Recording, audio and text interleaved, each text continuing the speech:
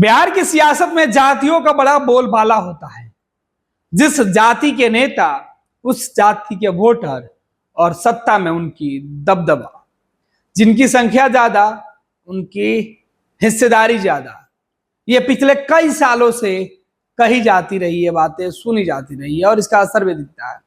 लेकिन अब अति पिछड़ों की तरह ही कुशवाहा समाज को लेकर बिहार की सियासत में एक नई परंपरा बनती हुई दिखाई पड़ रही है। अब कुशवाहा पर सबकी निगाहें हैं। दरअसल कुशवाहा जाति एनडीए के अब मूल वोटर हुआ करते थे, लेकिन 2020 के चुनाव के बाद एनडीए के अंदर से इनका मोहभंग हो गया। नीतीश कुमार और बीजेपी का साथ छोड़कर कुशवाहा समाज के वोटरों ने महागठबंधन को अपना विकल्प चुना और 2020 के चुनाव में नतीजे जब सामने आए तो चौंकाने वाले थे। 2024 के लोकसभा चुनाव में राजद ने एक प्रयोग किया, कुशवाहा के ऊपर सबसे ज्यादा दांव लगाया।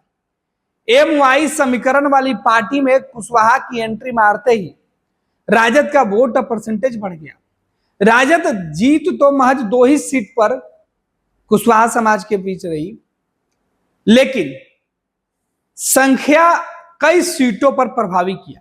राजद को तो कुशवाहा की एक ही सीट पर जीत मिली, लेकिन कई सीटों पर राजद को भारी बढ़त मिली। हालांकि एनडीए गठबंधन में कुशवाहा जाति के वोटरों का सीधे तौर पर नुकसान रहा। कुशवाहा का एकमुश्त वोट इंडिया गठबंधन को पड़ा और इंडिया गठबंधन में कुशवाहा समाज से आने वाले नेताओं की जीत हुई। आपको बता दें कि बिहार में जातियों की जोड़ तोड़ से चल रही राज्य की राजनीति में इस समय कुशवाहा की पूछ बढ़ गई है। अति पिछड़े की तरह कुशवाहा भी राजनीति के केंद्र में आ गए हैं। लोकसभा चुनाव में महागठबंधन ने 7 कुशवाहा उम्मीदवार उतारा। जीत तो सिर्फ 2 की हुई, लेकिन इससे पहले चल रहे जातियों के समीकरण को उलट पलट कर इन्होंने रख दिया। राजद ने सांसद अभय कुशवाहा को संसदीय दल का नेता बनाकर एनडीए पर और दबाव बना दिया। अब एनडीए भरपाई की कोशिश में है, क्योंकि 2005 से विधानसभा के पिछले चुनाव तक यही माना जा रहा था कि कुशवाहा एकमुश्त एनडीए के साथ है। एनडीए इस बात से परेशान है कि लोकसभा की तरह 2025 के विधानसभा चुनाव में भी कुशवाहा वोटरों ने बेरुखी दिखाई तो क्या होगा। जाति आधारित गणना में कुशवाहा की आबादी 6% से अधिक बताई गई है। आबादी राजद के एमवाई समीकरण से जुड़ जाता है तो एनडीए को भारी नुकसान होगा। भरपाई के लिए एनडीए का पहला कदम उठ चुका है। राज्यसभा की 2 और विधान परिषद की 1 सीट खाली हो रही है। इन तीनों सीट पर एनडीए अपने उम्मीदवार को भेज सकता है, क्योंकि इन तीनों सीटों पर एनडीए का ही कब्जा होगा। दरअसल इनमें से 2 सीटें राजद की थी, एक विधान परिषद की और एक राज्यसभा की, लेकिन अब यह तीनों सीट एनडीए के खेमे में जाते हुए दिखाई पड़ रहा है। आपको बता दें कि एनडीए के अंदर कुशवाहा की दूरी 2020 के विधानसभा चुनाव के समय से ही नजर आ रही है। तब उपेंद्र कुशवाहा की रालोसपा महागठबंधन के साथ थी। 2020 में 16 कुशवाहा विधायक बने, जिनमें से 9 महागठबंधन के दलों के थे। एनडीए के घटक दल भाजपा और जेडीयू के क्रमशः 4 और 3 विधायक जीते।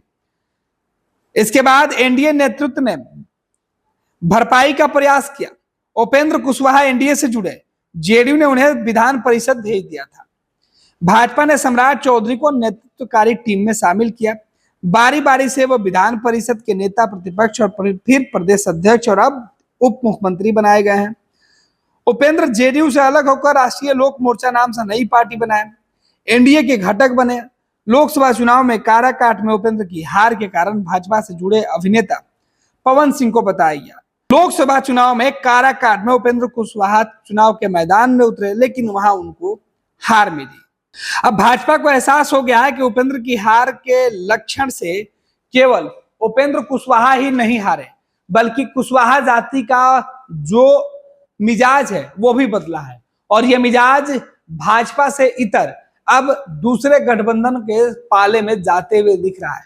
और यही वजह है कि कुशवाहा की नाराजगी अब भाजपा को सताने लगी है। भाजपा को डर है कि कहीं कुशवाहा की नाराजगी 2025 में हुई तो सत्ता में आने की उनकी चाहत धरी की धरी रह जाएगी। यही वजह है कि अति पिछड़ा की तरफ कुशवाहा की डिमांड काफी ज्यादा हो गई है।